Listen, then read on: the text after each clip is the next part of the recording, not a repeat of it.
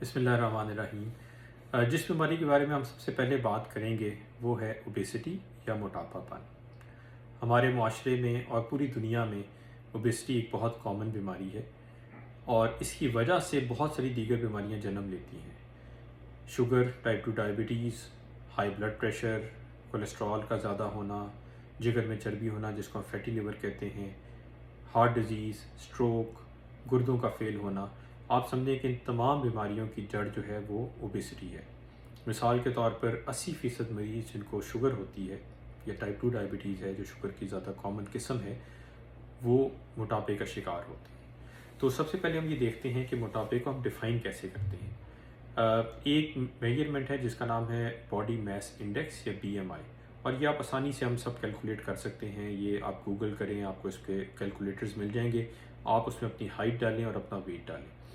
اس کی بنیاد پر جو ڈیفائن کیا جاتا ہے وہ یہ ہے کہ اگر یہ آپ کا BMI 25 سے کم ہے آل اوور دا ورلڈ تو آپ کا ویٹ نارمل ہے، اور اگر 25 سے اوپر ہے تو پھر آپ اوور ویٹ ہیں، اگر یہ 30 سے اوپر ہے تو پھر آپ اوبیس ہیں۔ لیکن جو ساؤتھ ایشین پاپولیشن ہے یعنی کہ پاکستان، انڈیا، بنگلہ دیش کی، ان کے لیے کرائٹیریا تھوڑا سا ڈفرینٹ ہے، کیونکہ ان کا زیادہ فیٹ ویسرل فیٹ ہوتا ہے، یعنی کہ آرگنز کے ارد گرد فیٹ ہوتا ہے، تو ان میں یہ کرائٹیریا 2 پوائنٹ کم کر دیا جاتا ہے۔ یعنی کہ ہمارے لیے پاکستان کی پاپولیشن کے لیے نارمل BMI 23 سے کم ہوگا، 23 سے اوپر ہوگا تو ہم اوور ویٹ کہلائیں گے، اور اگر 28 سے اوپر ہوگا تو ہم اوبیس کہلائیں گے۔ تو اس بیماری سمجھنا بہت ضروری ہے۔ بدقسمتی سے ہمارے ہاں جو ڈاکٹر حضرات ہیں وہ بھی اوبیسٹی کو ایک بیماری کے طور پہ نہیں لیتے۔ اگر کوئی موٹاپے پن کا شکار ہے تو بس اس کا مذاق اڑایا جاتا ہے،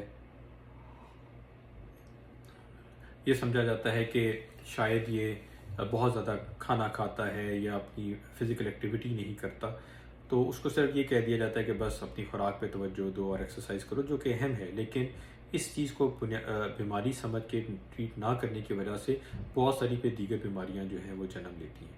تو انشاءاللہ آنے والی ویڈیوز میں ایک ویڈیو میں آپ سے پہلے بات کروں گا کہ ہم لائف سٹائل میں کیا تبدیلیاں کریں کہ ہمارا وزن کم ہو، اور پھر انشاءاللہ ہم وزن کم کرنے والی جو ادویات ہیں، انجیکشن ہیں، ان کے حوالے سے بات کریں گے۔ السلام علیکم ورحمۃ اللہ۔